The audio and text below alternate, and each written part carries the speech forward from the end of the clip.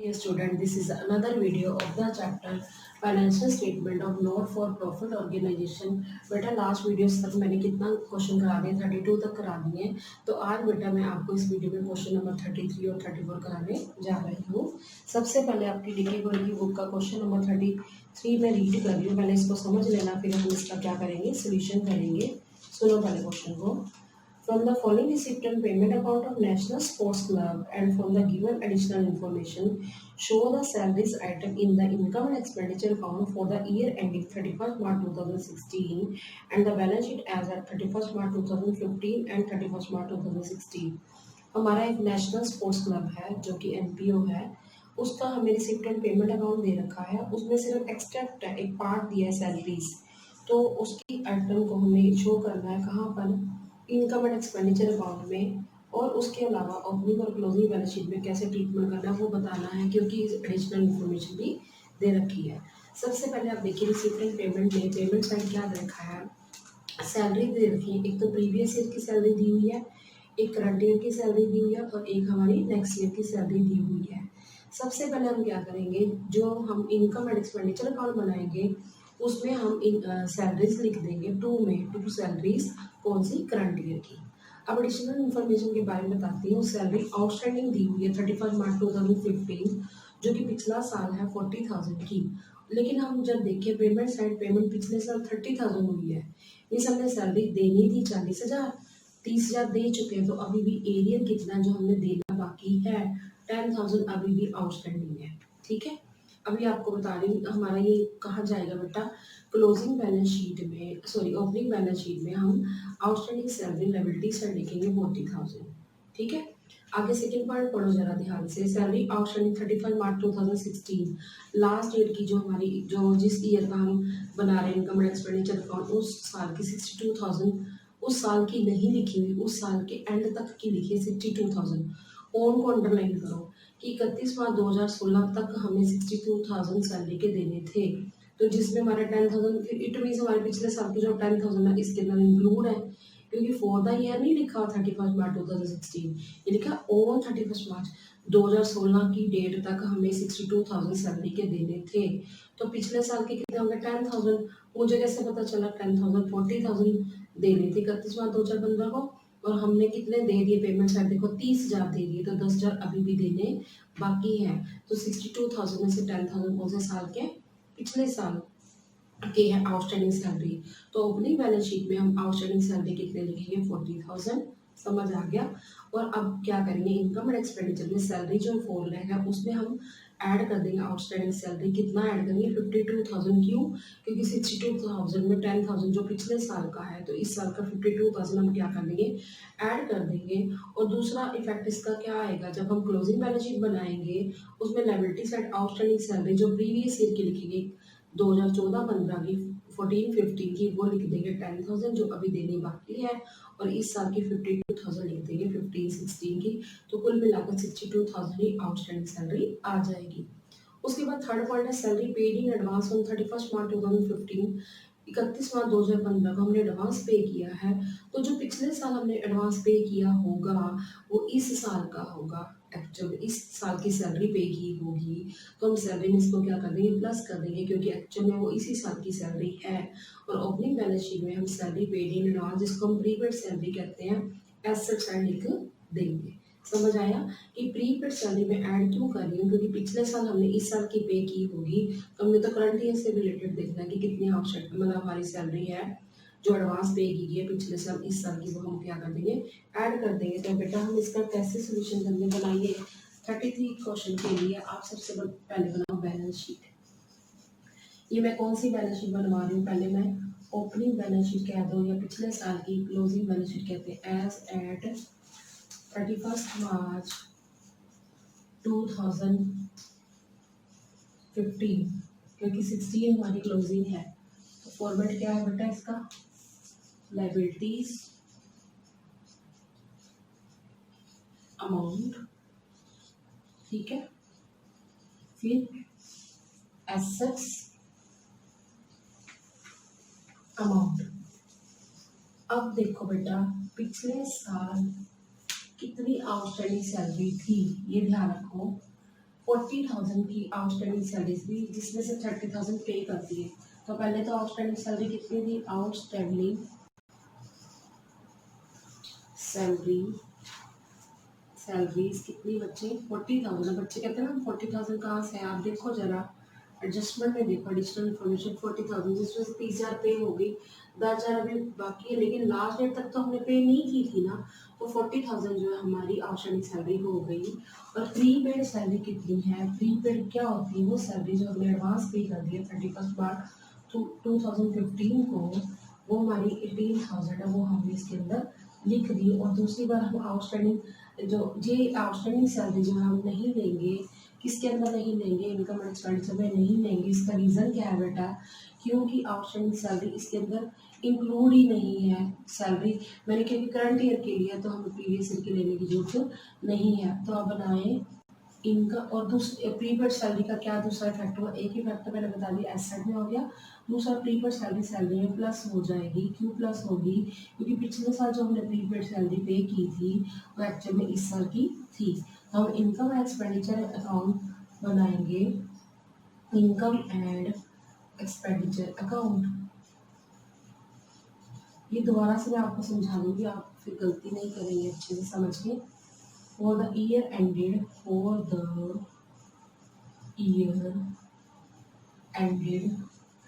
31st March 2016, ठीक है। इसमें हमने बेटा सिर्फ सैलरी पार्ट दिखाना है और हमें कुछ नहीं दिखाना। आप फॉर्मेट बनाइए पर्टिकुलर्स, ठीक है। अमाउंट, ये साइड कौन सी साइड है बेटा, डेबिट साइड, ठीक है। और हम क्या दिखाएंगे, क्रेडिट में भी पर्टिकुलर्स अमाउंट। ये साइड कौन सी साइड है बेटा, क्रेडिट साइड है, लिख दीजिए यहाँ पर क्रेडिट पर्टिकुलर्स अमाउंट, ठीक है। अब हम बेटा क्या दिखाएंगे, सैलरी दिखानी है। पहले हम लिखेंगे टू सैलरीज, ये वो सैलरी जो हमने करंट ईयर की पे की है वो लिखना, मत लिखना पिछले साल की या अगले साल की। आप बच्चे कितना लिखोगे, सैलरीज 4 लाख करंट ईयर की, इसमें ऐड कर दो आउटस्टैंडिंग सैलरी। आउटस्टैंडिंग सैलरी कौन सी, और करंट ईयर की। अब बच्चे गलती करते हैं, करंट ईयर की कितनी है, हमें क्वेश्चन में लास्ट डेट की 62,000 की सैलरी दी है, जिसमें करंट ईयर की 10,000 इंक्लूड है। तो हमारी इस साल की कितनी होगी, 52,000। अब ये 10,000 कहाँ से आया, 40,000 जो है हमने देनी थी आउटस्टैंडिंग सैलरी, जिसमें से 30,000 हमने इस साल दे दी है। तो कितनी अभी भी बाकी है, 10,000 की बाकी है। तो ऑन डेट लिखा 31 मार्च 2016 को 62,000 देने हैं, इसमें से 10,000 पिछले हैं, तो इस साल के कितने होंगे, 52,000। तो आप इसमें प्लस कर दो 52,000। और इसका दूसरा इफेक्ट क्या होगा, जब हम क्लोजिंग बैलेंस शीट बनाएंगे उसमें आउटस्टैंडिंग सैलरी लिखेंगे जो प्रीवियस ईयर के, यानी कि 14-15 की कितने लिख देंगे, 10,000, और करंट ईयर की कितने लेंगे, 52,000। कुल मिला के हम लिखेंगे तो 62,000 ही। अब हम क्या करेंगे बेटा, ऐड कर देंगे प्रीपेड सैलरी, या प्रीपेड सैलरी वर्ड लिख देंगे या सैलरी पेड इन एडवांस, ठीक है।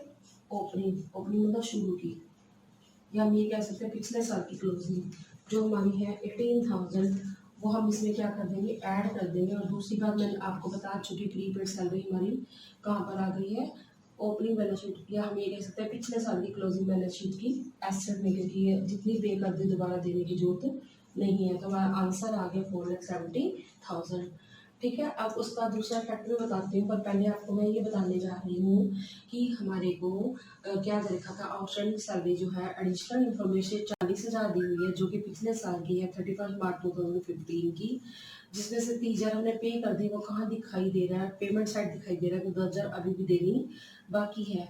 तो 62,000 हमें दी हुई है लास्ट डेट को एज ऑन एज ऑन लिखा है, एज एट लिखा, तब भी यही है कि हमारा कुल मिलाकर 62,000 देने हैं। 10,000 हमारे पिछले साल के, तो इस साल के 52,000 है वो हमारे यहाँ पर ऐड हो जाएंगे। और जब हम क्लोजिंग बैलेंस शीट बनाएंगे, आउटस्टैंडिंग सैलरीज 2 लिखी जाएंगी, एक प्रीवियस ईयर की 14-15 की 10,000 और करंट ईयर की 52,015-16 की। तो कुल मिलाकर 62,000 हम लिखेंगे क्लोजिंग बैलेंस शीट की एसेट में, सॉरी एसेट नहीं, सॉरी लायबिलिटी साइड लिखेंगे आउटस्टैंडिंग सैलरी, क्योंकि ये हमारा खर्चा है, ये देना बाकी है। उसके बाद हमारी प्रीपेड सैलरी जो पिछले साल इस साल की पे कर दी है 18,000, एक्चुअल में ये हमारी पिछले साल की एसेट तो है ही है प्रीपेड सैलरी, और दूसरी बार ये हमारा क्या है, हमारी ऐड क्यों हुई, क्योंकि एक्चुअल में इसी साल की है 4,70,000। तो अब आप क्या बनाएंगे बेटा, अब बनाएंगे आप balance sheet as eight 31 March 2016, ठीक है। तो अब आप क्या करेंगे, 16 में प्रीपेड सैलरी तो है नहीं, इस क्वेश्चन में नहीं है ना, प्रीपेड सैलरी तो है ही नहीं लास्ट डेट की। आउटस्टैंडिंग सैलरी लिखेंगे, एक तो लिखेंगे 14-15 की, एक लिखेंगे 15-16 की, ठीक है। अब आपको मैं बता रही हूँ यहाँ पर 15-16 की कितनी है। 14-15 की मैंने अभी बताई आपको 10,000 है। 10,000 कैसे, 40,000 आउटस्टैंडिंग है, जिसमें से 30,000 हमारी क्वेश्चन में लिखी हुई है पेमेंट साइड, तो 10,000 अभी भी देनी बाकी है, वो आ गया। उसके बाद हम क्या करेंगे, जो 15-16 की है वो मैंने अभी आपको बताया 52,000 है। क्यों, क्योंकि 62,000 उस डेट तक हमें देने थे, जिसमें से हमने कितने, इस साल के 52,000 तो पिछले साल का मतलब पिछले साल का मेरा 10,000 है। मैंने डिफरेंस देखा, 40,000 में से 30,000 दे दिए, तो 10,000 देने बाकी है। टोटल 62,000 है, तो 52,000 इस साल के आ जाएंगे 15-16 के। अब आगे पढ़िए, सैलरी जो हमें पेमेंट साइड दे रखी है 2016-17 की है, तो प्रीपेड सैलरी आएगी कितनी, प्रीपेड सैलरी कितनी बेटा, 6,000। अब बच्चे मुझसे पूछते हैं कि मैम आपने इसमें प्रीपेड सैलरी माइनस क्यों नहीं की क्लोजिंग वाली, क्योंकि बेटा वो मैंने ली ही नहीं, क्योंकि मैंने करंट ईयर का 4 लाख लिया है, यहाँ पर मैंने करंट ईयर का 4 लाख लिया है। अच्छा मान लो मैं पूरा ले लेती, कितना, ये सारा प्लस करने के बाद 4,36,000, 4,36,000 में से 30,000 में माइनस करती प्रीवियस ईयर का, और जो 6,000 प्रीपेड है वो भी मैं माइनस करती, अल्टीमेटली तो मेरा आंसर 4 लाख ही आता। तो मैंने करंट ईयर की सैलरी ले ली है, उसमें मैंने प्रीवियस ईयर का कुछ नहीं दिया, नेक्स्ट ईयर का भी कुछ नहीं दिया। अच्छा मैं जोड़ के लिख देती 4,36,000, उसमें से प्रीवियस ईयर के 30,000 माइनस करती, और नेक्स्ट ईयर की 6,000 माइनस करती, तब भी मेरा 4 लाख ही आता। तो मैंने सैलरी कितनी ले ली, सिर्फ 4 लाख ही ले ली। आउटस्टैंडिंग जो करंट ईयर की वो मैंने प्लस कर दी, और प्रीवियस ईयर में इस साल की जो प्रीपेड सैलरी है वो भी प्लस करके हमारा आंसर आ गया 4,70,000। तो बेटा अब आपको क्वेश्चन समझ आ गया होगा। अब जो हम क्वेश्चन नंबर 34 समझाने जा रहे हैं, ध्यान से सुनिए। Following is the receipt and payment account trans literary society Hyderabad for the year ended 31 March 2016। अब हमें क्या दे रखा है, सोसाइटी दे रखी है लिटरेरी सोसाइटी जो लिटरेचर से रिलेटेड है, ये एनपीओ है। हमें इसमें रिसिप्टेंट पेमेंट साइड दे रखी है। हमें क्या बनाना है इस क्वेश्चन में, इनकम एंड एक्सपेंडिचर अकाउंट और क्लोजिंग बैलेंस शीट। पर बेटा आपको ओपनिंग बैलेंस शीट तो बनानी ही पड़ती है। अब सारी चीज़ें बता रही हूँ। क्या दिया हुआ है, हमें balance broader cash in hand दे रखा है, ओपनिंग दिया हुआ है, ओपनिंग बैलेंस शीट की एसेट में आ जाएगा। डोनेशन के बारे में नीचे एडजस्टमेंट दे रखी है। नंबर 6 पॉइंट देखिए, it was decided to treat 1/2 of the amount received on account of donation as income. Donation का आधा हिस्सा हमारा इनकम है, 8,000 की डोनेशन है, उसका आधा 4,000 इनकम एंड एक्सपेंडिचर की क्रेडिट में चला जाएगा, और जो आधा बच जाएगा 4,000 वो हमारा क्लोजिंग बैलेंस शीट की लायबिलिटी साइड डोनेशन लिख देंगे, ठीक है। उसके बाद रेंट ऑफ हॉल का जो किराया है वो हमें मिला है, वो इनकम एंड एक्सपेंडिचर की क्रेडिट में चला जाएगा। प्रोसीड ऑफ लेक्चर, ये भी इनकम एंड एक्सपेंडिचर की क्रेडिट में चला जाएगा। इंटरेस्ट ऑन बॉन्ड, ये भी इनकम एंड एक्सपेंडिचर की क्रेडिट में जाएगा। जब हमने सेकंड पॉइंट देखा, सेकंड पॉइंट में बॉन्ड्स 10,000 के 12% इंटरेस्ट है, 10,000 का 12% 1,200 बनता है, जबकि हमें 900 मिला, तो 300 अभी एक्रूड है, मिलना बाकी है। एक बार accrued interest on bonds add हो जाएगा 300 इनकम एंड एक्सपेंडिचर की क्रेडिट में, और दूसरी बार जब हम क्लोजिंग बैलेंस शीट बनाएंगे उसकी asset side accrued interest on bond 300 लिख देंगे। आगे है जर्नी रिसिप्ट 5,600, ये इनकम एंड एक्सपेंडिचर की क्रेडिट में आ जाएगी। फिर सेल ऑफ ओल्ड न्यूज़पेपर, ये इनकम एंड एक्सपेंडिचर की क्रेडिट में आ जाएगा। Sale of old furniture, furniture हमारी एसेट है, 2000 का फर्नीचर था, 400 में बिक गया तो 1600 का लॉस हो गया। ये इनकम एंड एक्सपेंडिचर की डेबिट में आ जाएगा टू लॉस ऑन फर्नीचर 1600। उसके बाद बेटा हमें प्रीवियस ईयर की सब्सक्रिप्शन दी हुई है, करंट ईयर की सब्सक्रिप्शन दी हुई है और नेक्स्ट ईयर की सब्सक्रिप्शन दी हुई है। ठीक है, जो प्रीवियस ईयर की सब्सक्रिप्शन है वो हमारी कहाँ पर आ जाएगी, ओपनिंग बैलेंस शीट में एसेट साइड आ जाएगी आउटस्टैंडिंग सब्सक्रिप्शन, और 15-16 वाली करंट ईयर की आ जाएगी हमारी इनकम एंड एक्सपेंडिचर की क्रेडिट में, और 16-17 वाली सब्सक्रिप्शन रिसीविंग एडवांस आ जाएगी क्लोजिंग बैलेंस शीट की लायबिलिटी में। उसके अलावा हमें सब्सक्रिप्शन के बारे में ये बताया हुआ है, पहला point, there are 400 member each paying an annual subscription of 100। 400 member है, हर बंदा 100 रुपये पे कर रहा है तो 40,000 पे कर रहा है।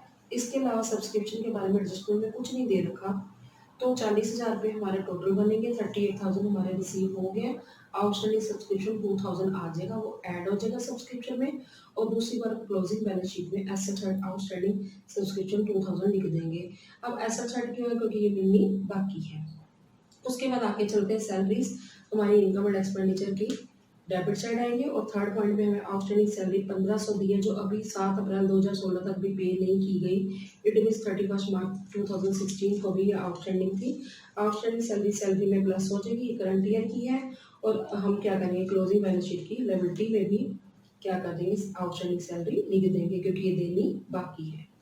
उसके बाद हम करते हैं sundry expense, income and expenditure में डेबिट में आ जाएंगे, चैरिटी इनकम एंड एक्सपेंडिचर में डेबिट में आ जाएंगे क्योंकि एक्सपेंसेस है। Cost of lecture income and expenditure की डेबिट में आ जाएगी, न्यूज़पेपर इनकम एंड एक्सपेंडिचर की डेबिट में आ जाएगी, journey expenses income and expenditure की डेबिट में आ जाएगी, बुक्स हमारा क्लोजिंग बैलेंस शीट की एसेट में आ जाएगी।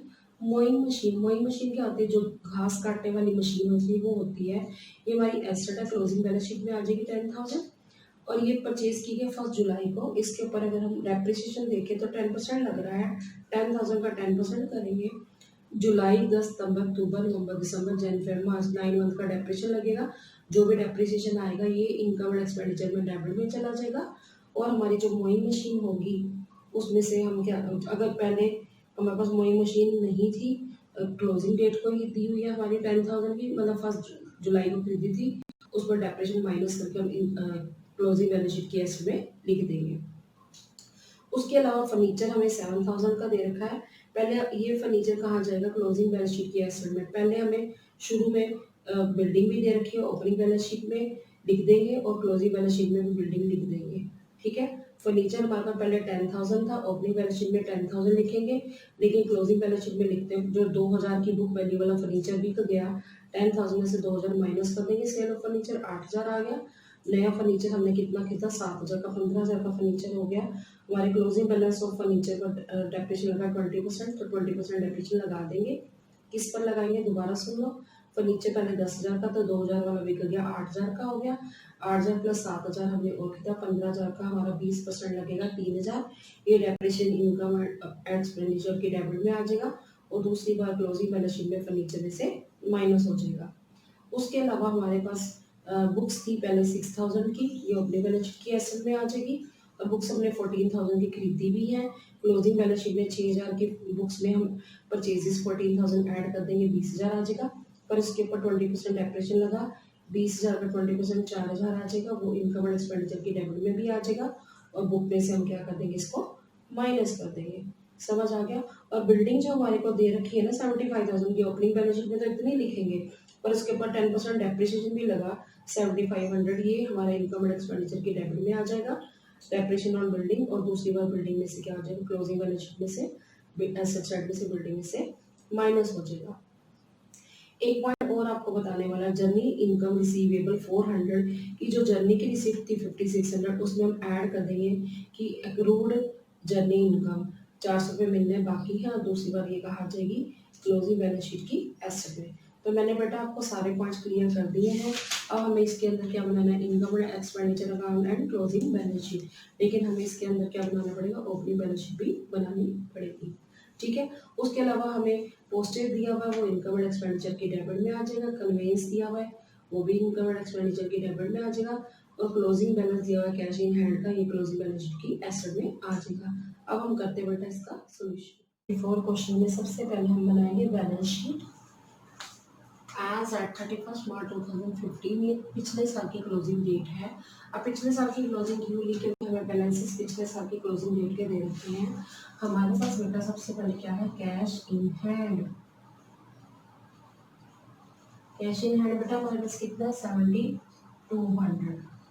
उसके बाद हमारे पास क्या क्या है बेटा, बिल्डिंग है। बिल्डिंग हमारी क्या है बेटा, एसेट है। बिल्डिंग 75,000 लिख दिया हमने। फिर हमारे पास बेटा फर्नीचर है। फर्नीचर कितने का बेटा हमारे पास, फर्नीचर 10,000 का, वो हमने लिख दिया। उसके बाद बेटा हमारे पास बुक्स है। पिछले साल का एंड जो बता रही मैं 6,000 की, वो लिख दी। उसके अलावा हमारे पास बॉन्ड्स है, 12% बॉन्ड्स। बॉन्ड्स हमारी क्या है, एसेट है, इन्वेस्टमेंट्स नहीं हमारी बॉन्ड्स, गवर्नमेंट बॉन्ड्स जैसे ले रखे होंगे 10,000। परसेंटेज लिखने का मतलब ये है कि मैं इंटरेस्ट मिलेगा इसके ऊपर, बॉन्ड्स के ऊपर। अब हम देखते हैं हमारे पास क्या क्या है। हमारे पास बेटा आउटस्टैंडिंग सब्सक्रिप्शन है, वो हमारी मिलनी बाकी है प्रीवियसली की। आउटस्टैंडिंग सब्सक्रिप्शन हमारी एसेट क्यों है, क्योंकि अभी मिलनी बाकी है इसलिए। Outstanding subscriptions that is of rupees 1500। Clear हो गया, ठीक है। अब हम बात करते हैं, हमारे पास जो लायबिलिटी स्टेटस में कुछ भी नहीं दिया होता, हम क्या लिखेंगे यहाँ पर, कैपिटल फंड। ये क्या आ जाएगा बच्चे, ये आ जाएगा बैलेंसिंग फिगर। तो अब पहले हम क्या करते हैं बेटा, टोटल करते हैं एसेट साइड का, जो भी आएगा वो इधर हम इस साइड लिख देंगे, ठीक है। वही कैपिटल फंड होगा। अब आप लिख लीजिए टोटल एसेट का।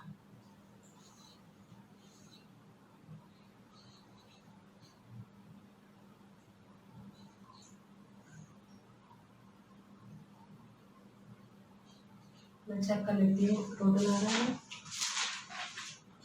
1,09,700। तो हमारा आंसर आ गया 1,09,700। यहाँ पे भी लिख देंगे 1,09,700। क्लियर हो गया, हमारी ओपनिंग बैलेंस शीट बन गई। बैलेंस शीट में हमारा क्या है, कैपिटल फंड आया है। जो ये कैपिटल फंड है, हम जो भी बैलेंस शीट जो करेंगे 35 मार्च 2016, उसमें लायबिलिटी साइड लिखेंगे। और इनकम एंड एक्सपेंडिचर में अगर हमारा सरप्लस आता है तो वो प्लस हो जाएगा, अगर डेफिसिट आता है तो वो क्या हो जाएगा, माइनस हो जाएगा। अब बनाइए बेटा इनकम एंड एक्सपेंडिचर अकाउंट। लिखो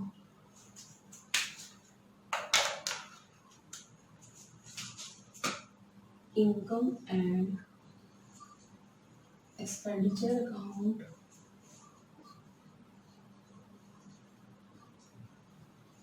for the year ended 31st March 2016, 31st March 2016। Format आपको पता ही है, पर्टिकुलर अमाउंट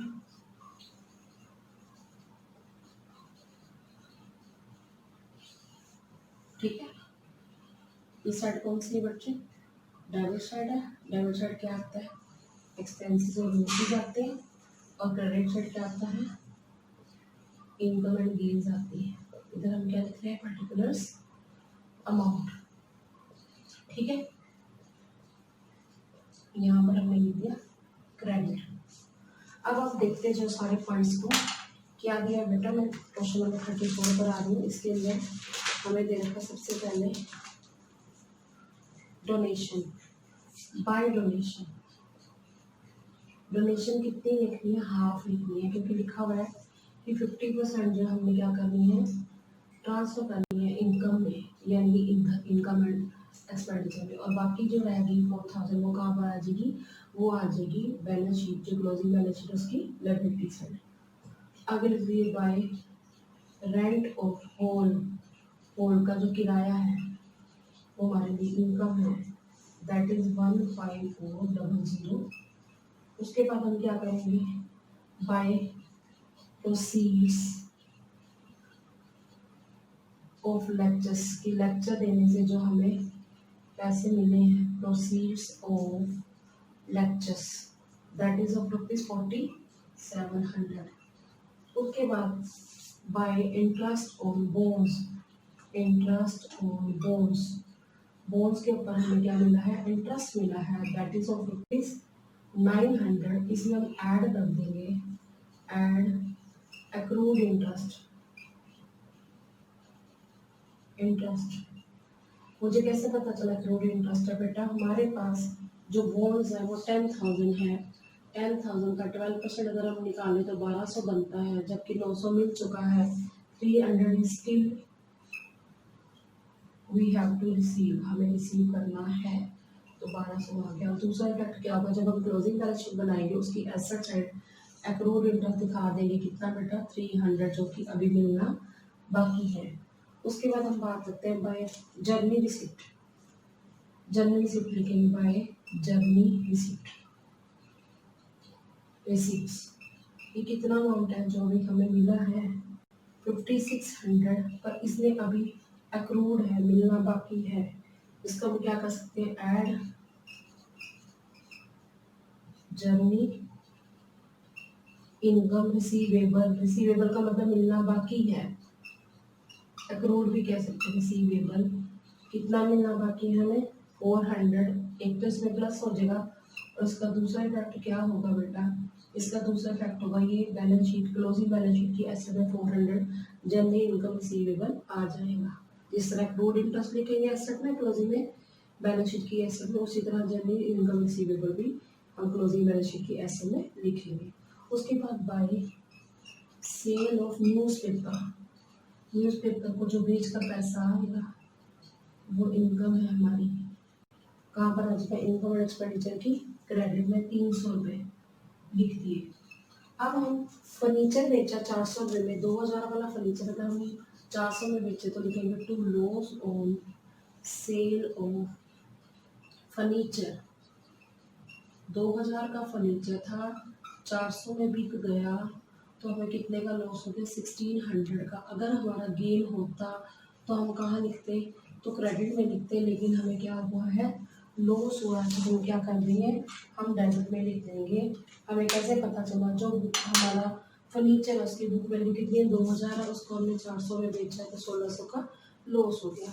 अब बात करते हैं सब्सक्रिप्शन की, लिखिए भाई सब्सक्रिप्शन कितनी 38,000 जो हमें रिसीव हुई है करंट ईयर की, ठीक है, ठीक है। उसके बाद हम add outstanding subscription, outstanding subscription for current year, current year की ये हमें नहीं पता, पर आप देखो हमारे 400 मेंबर थे, हर पर्सन हमें 100 रुपये दे रहा है, तो कुल मिला के कितने रुपये मिलेंगे 40,000, तो आप बाहर लिख दीजिए 40,000, ठीक है।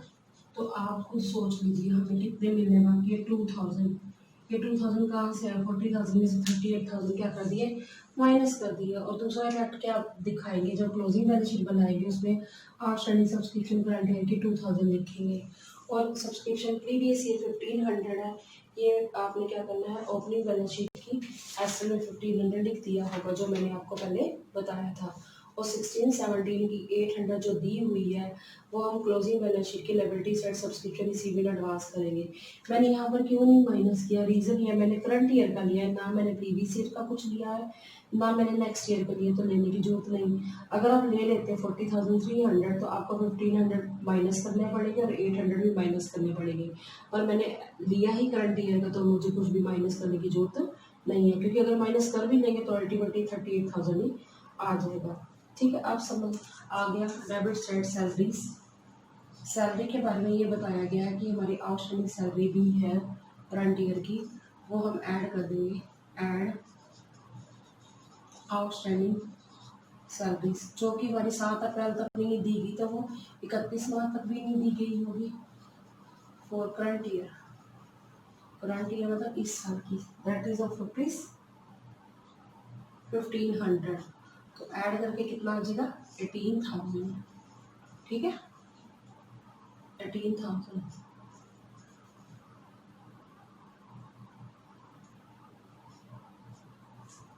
तो उसके बाद देखिए हमारे पास सन्ड्री एक्सपेंसेस है, लिखेंगे टू सन्ड्री एक्सपेंसेस, तुम्हारे खर्चे हो गए छोटे मोटे खर्चे, हम लिख देंगे दैट इज ऑफ रुपीज़ 1000।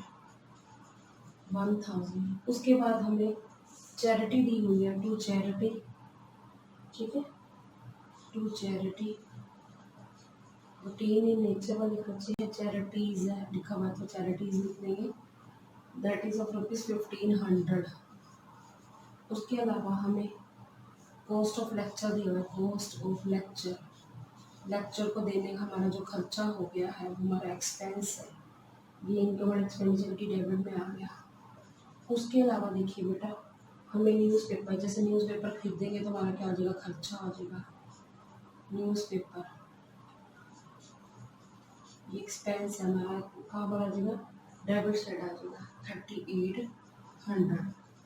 उसके बाद हम बात करते हैं बेटा जर्नी एक्सपेंस, जर्नी, जैसे जर्नी की रिसिप्ट इधर आई है तो जर्नी एक्सपेंस का आएंगे इधर आ जाएंगे, जर्नी एक्सपेंस, ट्रैवलिंग एक्सपेंस ये एक्सपेंस है, दैट इज ऑफ रुपीज़ 4400। उसके बाद बेटा हम बात करें बुक्स की, वो हमारी क्लोजिंग बैलेंस शीट की एस में आएगा, मोइंग मशीन जो है क्लोजिंग बैलेंस शीट की एस में आएगा, ठीक है। अब डेप्रिसिएशन लगाते हैं, टू डेप्रिसिएशन ऑन ऑन। अब डेप्रिसिएशन किस किस पर लगना है, ध्यान से देखना, हमारा डेप्रिसिएशन लगना है बिल्डिंग पर, मोइंग मशीन पर, मोइंग मशीन कौन सी मशीन आती है, घास काटने वाली मशीन, और किस पर लगना है हमारा, फर्नीचर पर और बुक्स पर, चार हमारी एसेट है जिस पर हमारा डेप्रिसिएशन लगना है। अब आप देखो बेटे बिल्डिंग हमारी कितने की, बिल्डिंग 75,000 की, हमने कोई परचेज तो और की नहीं, 10% लगाओ तो कितना आ जाएगा 7500। इफेक्ट तो यहाँ आ गया, जब हम क्लोजिंग बैलेंस शीट बनाएंगे बिल्डिंग 75,000 में से 7500 का डेप्रिसिएशन माइनस करके लिख देंगे। अब मोइंग मशीन हमारी कितने की है, मोइंग मशीन बेटा हमारी है 10,000 की, 10,000 की मशीन है, डेप्रिसिएशन देखो कितने परसेंट लगा है मोइंग मशीन पर, 10% लगा है, और कब खरीदी गई है, जुलाई में, जुलाई अगस्त सितंबर, 1 जुलाई को खरीदी है, जुलाई अगस्त सितंबर अक्टूबर नवंबर दिसंबर जनवरी फरवरी मार्च, तो 9 मंथ का डेप्रिसिएशन लगेगा।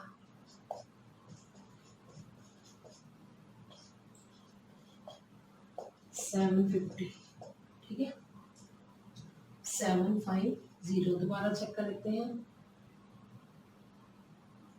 ये आएगा 750। और दूसरा फैक्टर क्या होगा, जब हम बैलेंस शीट बनाएंगे closing balance sheet, moving machine 10,000 में से हम डेप्रिसिएशन क्या कर देंगे, माइनस कर देंगे 750। उसके बाद हम क्या करते हैं, डेप्रिसिएशन लगाएंगे फर्नीचर के क्लोजिंग बैलेंस पर। ये पॉइंट समझ लो, हमारे पास फर्नीचर कितना बेटा, पहले हमारे पास फर्नीचर 10,000 का था, 2,000 की वैल्यू वाला फर्नीचर बिक गया तो हमारे पास फर्नीचर कितना रह गया 8,000, हमने 7,000 का फर्नीचर और खरीद लिया तो हमारे पास कितना फर्नीचर हो गया 15,000। 15,000 के ऊपर 20% डेप्रिसिएशन लगना है तो कितना आ जाएगा 3,000, ठीक है। और दूसरी बार हम क्या करेंगे, जो हम क्लोजिंग बैलेंस शीट बनाएंगे उस पर फर्नीचर 10,000 लिखेंगे, लेस सेल ऑफ फर्नीचर 2,000, 8,000 आ जाएगा, एड परचेज ऑफ फर्नीचर 7,000, 15,000 आ जाएगा, उसमें से हम 20% जो डेप्रिसिएशन क्या कर देंगे माइनस कर देंगे 3,000, तो 12,000 क्लोजिंग बैलेंस शीट की एसेट में लिख देंगे। उसके अलावा बेटा हमारा बुक्स के ऊपर डेप्रिसिएशन लग रहा है, तो अब आप देखिए हमारे पास पहले बुक्स कितने की थी, पहले बेटा हमारे पास ओपनिंग बैलेंस शीट में 6,000 की बुक्स लिखी, उसके अलावा हमने बुक्स कितने की खरीदी, बुक्स हमने खरीदी 14,000 की, तो कुल मिला के हमारे पास बुक्स 20,000 होंगी। जब हम लिखेंगे ना क्लोजिंग बैलेंस शीट में, पहले लिखेंगे books 6,000 plus purchase of books 14,000, total आ गया 20,000, लेस डेप्रिसिएशन लिखेंगे। डेप्रिसिएशन कितना लिखेंगे पहले देख लो, डेप्रिसिएशन कितने परसेंट लगा है, 20% लगा है, तो 4,000 माइनस करके लिख देंगे, 16,000 की बुक्स आ जाएंगी क्लोजिंग बैलेंस शीट में, और जो डेप्रिसिएशन लगा है वो 4,000 कहाँ पर आ जाएगा, यहाँ पर आ जाएगा इनकम एंड एक्सपेंडिचर में, डेबिट में, ठीक है। 12250, ये दोबारा कर देते हैं, एक मिनट, 15250, 15250 ये डेप्रिसिएशन लग गया, ठीक है। उसके बाद हम बात करते हैं पोस्टेज, टू पोस्टेज, पोस्टेज हमारा क्या है, एक्सपेंस है।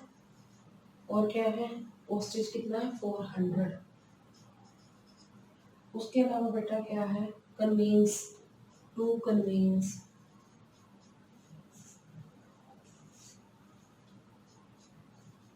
कन्वेंस ट्रैवलिंग एक्सपेंस ही होता है, दैट इज ऑफ ₹800। ठीक है, अब एक बार नजर मार लेते हैं, हमने सारी एडजस्टमेंट्स कर दी हैं। ये बेटा सारी एडजस्टमेंट्स हो गई है, तो अब हम क्या करेंगे, इसका टोटल करेंगे और क्या निकालेंगे, बैलेंस। हम क्या करेंगे, टोटल करेंगे। मैंने टोटल किया तो क्रेडिट साइड का टोटल आया 71600। ये मैंने क्रेडिट साइड लिख दिया, ठीक है, 71600। डेबिट का टोटल किया तो आया 49750। तो हम देख सकते हैं कि डेबिट का जो है हमारा कम आया है टोटल, क्रेडिट का ज़्यादा है, कि means debit side expenses and losses वाली साइड है, कम है। तो हमारा जो गेन आ जाएगा, लिख लीजिए 2121850,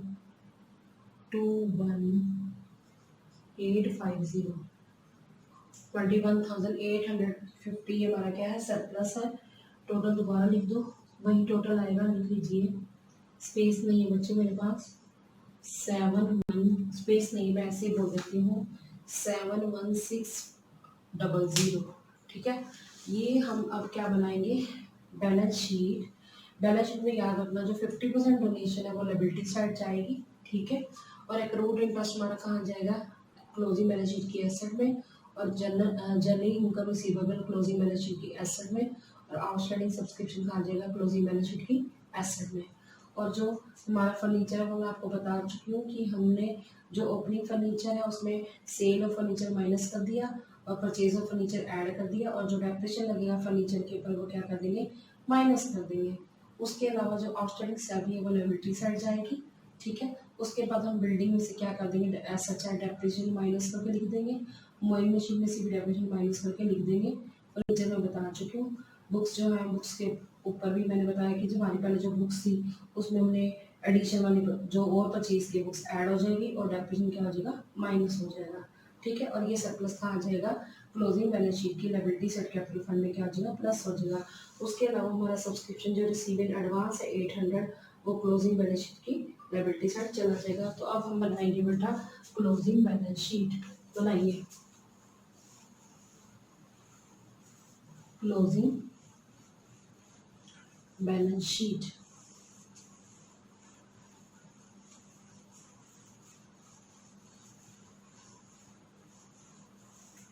जो बैलेंस शीट बनेगी बेटा वो लास्ट डेट को बनेगी 31 मार्च 2016। सबसे पहले आप इसका बनाइए फॉर्मेट, लिखिए बैलेंस शीट एज एट 31 मार्च, एज एट 31 मार्च 2016।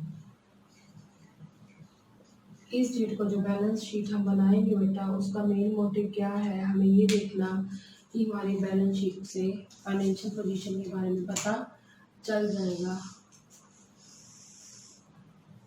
दो साइड्स होती है बैलेंस शीट की, एक होती है लायबिलिटी साइड, ठीक है, और एक होती है एसेट साइड। हम फॉर्मूले में क्या लिखेंगे, लायबिलिटीज अमाउंट और एसेट्स अमाउंट। कोई फर्क नहीं पड़ता, चाहे आप पहले एसेट्स साइड में अमाउंट लिखो, चाहे आप लायबिलिटी साइड में अमाउंट्स लिखो। सबसे पहले हम देखते हैं liability side, subscription received in advance. ये कहाँ दिया हुआ आप चेक कर लीजिए। ये सब्सक्रिप्शन रिसीव इन एडवांस हमने दे रखा है। जो रिसिप्ट साइड है नेक्स्ट ईयर का 16-17 का 800, ये हमने लिख दिया। उसके अलावा जो डोनेशन है 8000 में से हमने 4000 ट्रांसफ़र कर दिए कहाँ पर, इनकम एंड एक्सपेंडिचर में, ठीक है। क्रेडिट साइड तो जो बाकी बच गई 4000, 50% यानी कि जो बच गई 4000, वो कहाँ पर आ जाएगी, वो आ जाएगी बैलेंस शीट की लायबिलिटी साइड। अब हम बात करते हैं बेटा, अब हमें और लायबिलिटी साइड क्या है, आउटस्टैंडिंग सैलरीज हैं जो अभी देनी बाकी है, तो लिखेंगे outstanding salaries that is of ₹1500। ठीक है। उसके अलावा हम देखें तो हमारे पास और कोई आइटम नहीं है, लेकिन हम कैपिटल फंड लिखेंगे। ये कैपिटल फंड हमारा कहाँ से आया था बेटा? ये कैपिटल फंड हमने निकाला था जब हमने ओपनिंग बैलेंस शीट बनाई थी। उसकी जो है लायबिलिटी साइड बैलेंस शीट बनाई थी 1,09,700। इसे हम ऐड कर देंगे। सरप्लस सरप्लस मैंने अभी बताया था, जो आपको निकाल के दिखाया था, ये आया था 21,850। कहाँ से निकला था? ये हमारा निकला था बेटा इनकम एंड एक्सपेंडिचर अकाउंट में से। तो हम इसको लिखेंगे 131,550। दोबारा लिख लेते हैं 131,550। अब हम चलते हैं बेटा एसेट साइड। एसेट साइड हम क्या लिखेंगे बच्चे? सबसे पहले cash in hand. Cash in hand हमारा क्लोजिंग बैलेंस दिया हुआ है 20,400। ये कहाँ पर दिया हुआ है बेटा? ये इनकम एंड एक्सपेंडिचर अकाउंट में दिया हुआ है। हम एसेट में और क्या लिखेंगे बेटा? हमारे पास बिल्डिंग थी, कितने की थी बिल्डिंग? 75,000 की। उस पर हम क्या माइनस कर देंगे? जो उसके ऊपर हमने 10% डेप्रिसिएशन लगाया था, लिखिए लेस डेप्रिसिएशन 7,500। ठीक है। ये आ जाएगा 67,500। ठीक है। उसके बाद हम देखें हमारे पास फर्नीचर है। फर्नीचर कितने का बेटा? 10,000 का। लेस लिख दो सेल ऑफ फर्नीचर। जो फर्नीचर हमारा बिक गया, जितने में का वो नहीं देखना, जितनी उसकी प्राइस था, जितने वाली बुक वैल्यू कितनी थी 2,000, तो 8,000 का फर्नीचर रह गया। एंड परचेज ऑफ फर्नीचर जितने का खरीदा है फर्नीचर, ध्यान से देखो फर्नीचर कितने का खरीदा है बेटा? फर्नीचर हमने खरीदा है बेटा 7,000 का, तो 15,000 का फर्नीचर आ गया। उसमें से हम लेस कर देंगे डेप्रीसिएशन, जो हमने 10% लिखा था इनकम एंड एक्सपेंडिचर की डेबिट में, और ये दूसरी बार इसका इकट्ठ क्या होगा? ये 1,500 फर्नीचर में से क्या हो जाएगा? माइनस हो जाएगा। तो माइनस हो क्या आ गया? 13,500। उसके बाद हम बात करें बेटा बिल्डिंग होगी, उसके बाद मोइंग मशीन। बिल्डिंग में होगी, फर्नीचर भी होगा। मोइंग मशीन होती है घास काटने वाली मशीन। ये कितने की हमने खरीदी है? पहले देखो, हमने खरीदी थी 10,000 की, और हमने 9 मंथ का डेप्रिसिएशन लगाया था। लेस लिख दो डेप्रिसिएशन 750, जो मैंने वहाँ पर लगाया था इनकम एंड एक्सपेंडिचर की डेबिट में, वो हम यहाँ पे क्या कर देंगे? माइनस कर देंगे। 9,250 आ जाएगा वही मशीन की वैल्यू। उसके अलावा हमारी बुक्स थी। बुक्स पहले हमारे पास कितने की थी बेटा? 6,000 की थी। ऐड कर दो परचेज ऑफ बुक्स। हमने जो बुक्स खरीदी है, परचेज ऑफ बुक्स कितने की? 14,000 की। तो हमारी कितने की होगी बुक्स? 20,000 की। लेस डेप्रिसिएशन कितना लगा था? 20% लगा था। 4,000 जो मैंने इनकम एंड एक्सपेंडिचर की डेबिट में लिखा था, अब हम इसमें से क्या कर देंगे? माइनस कर देंगे। माइनस करने के बाद हमारे पास बुक्स की वैल्यू कितनी आ गई? 16,000। समझ आ गया? अब हमारे पास बॉन्ड्स हैं 12% बॉन्ड्स। 12% बॉन्ड्स कितने हैं बेटा हमारे पास? बॉन्ड्स हमारे पास 10,000 है। वो हमारी क्या है? एसेट है। इसके ऊपर एक्रूड इंटरेस्ट लगा था। एक्रूड इंटरेस्ट ऑन बॉन्ड्स के ऊपर हमारा मैंने निकाला 1,200 निकला था, 900 मिल चुका था, तो कितना मिलना बाकी? 300 रुपये। तो ये हमने 300 लिख दिया। 300। उसके अलावा बेटा अभी कुछ आइटम्स रह गई हैं, वो मैं आपको यहाँ पर लिख के बता रही हूँ। ठीक है। स्पेस नहीं है मेरे पास, पर मैं आपको ये लायबिलिटी साइड में तो कोई चेंज नहीं आएगा, पर मैं आपको ऊपर लिख के बता रही हूँ इसका, क्योंकि स्पेस नहीं है। तो ठीक है, अभी जो आइटम्स रहेंगे वो मैं बता रही हूँ। आप इसी के नीचे लिखोगे क्या रह गया बेटा? हमें हमारे पास जो है जर्नी रिसिप्ट रह गई है।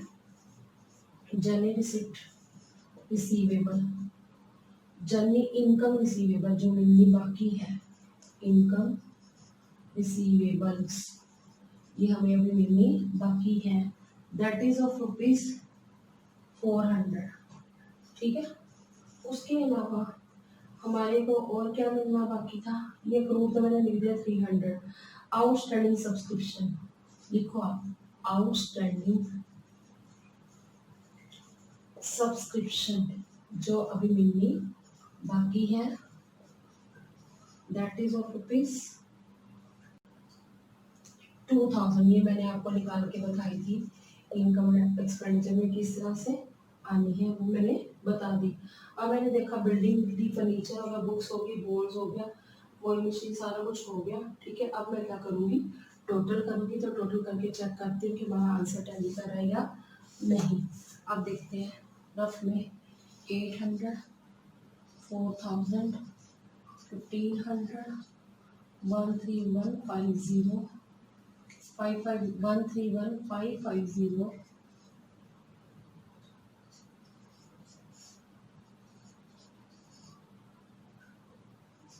137,850 यही आ रहा है टोटल। मैं यहाँ पर लिख रही हूँ क्योंकि दोनों साइड इक्वल लिखनी होती है, तो दोनों साइड इक्वल लिख दूँगी मैं यहाँ पर। अब मैं इसलिए यहाँ नीचे नहीं लिख रही क्योंकि मेरा वहाँ पे आएगा ना इस साइड, तो मैं यहाँ पर लिख दूँगी क्योंकि मेरे पास स्पेस नहीं था, तो आ गया 137,850। ठीक है बेटा, अब हम एसेट का भी टोटल करेंगे।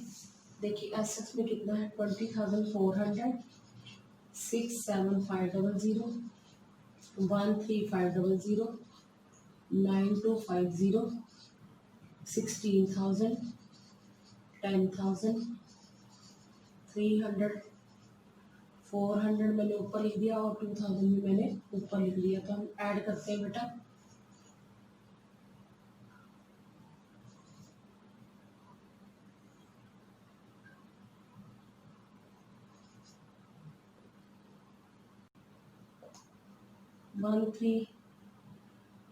एक मिनट में दोबारा करती, टोटल ठीक नहीं आ रहा।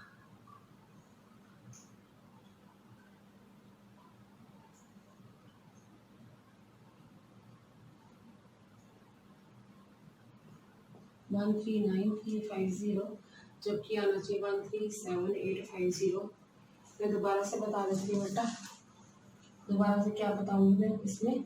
सबसे पहले हमने लिखा कैश इन हैंड 20,500, बिल्डिंग हमारी है 75,000, इसमें से 7,500 का डेप्रिसिएशन माइनस किया तो माइनस हो क्या गया 67500। फर्नीचर हमारा 10,000 का था, उसमें सेल ऑफ फर्नीचर जो माइनस किया, ऐड किया परचेज 15,000, उसमें से 1500 कर दिया। ठीक है, उसके बाद हमारा मशीन जो है उसमें से डेप्रिसिएशन माइनस किया। ठीक है, बुक 6,000। दोबारा पॉइंट बताती हूँ, हमारा 10,000 का फर्नीचर था, 2,000 वाला बिक गया, 8,000 आ गया। फिर हमने परचेज ऑफ फर्नीचर किया 7,000, कितना आ गया 15,000 आ गया। फर्नीचर के ऊपर मैंने गलती से यहाँ पर डेप्रिसिएशन 10% लिख दिया बेटा, फर्नीचर के ऊपर डेप्रिसिएशन हमारा कितना 20% है, तो यहाँ पर हमारा 3,000 आएगा फर्नीचर। फर्नीचर के ऊपर डेप्रिसिएशन 3,000 आया था, तो हमारा फर्नीचर कितना हो गया माइनस करके 12,000। ठीक है, बाकी सारा हमारा ठीक है। तो अब यहाँ पे जो गलती हुई है मैं आपको बता देती हूँ, हमारी 1500 की गलती हुई है, तो मैं दोबारा से बता देती हूँ। ठीक है, 1500 कम कर देते हैं उसमें से, या दोबारा मैं करके दिखा देती हूँ।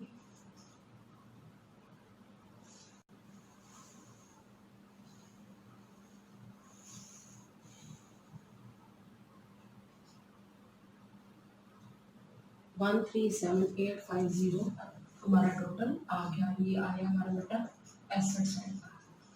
प्रॉब्लम यहाँ पे हमने गलती से 1500 लिख दिया था, 20% डेप्रिसिएशन था 3,000। ठीक है, तो बेटा आज आपने इस वीडियो में क्या सीखा, क्वेश्चन नंबर 33 और क्वेश्चन नंबर 34। इस 33 में हमने क्या बनाया था बेटा, इनकम एंड एक्सपेंडिचर अकाउंट बनाया था, ओपनिंग और क्लोजिंग बैलेंस शीट बनाई थी।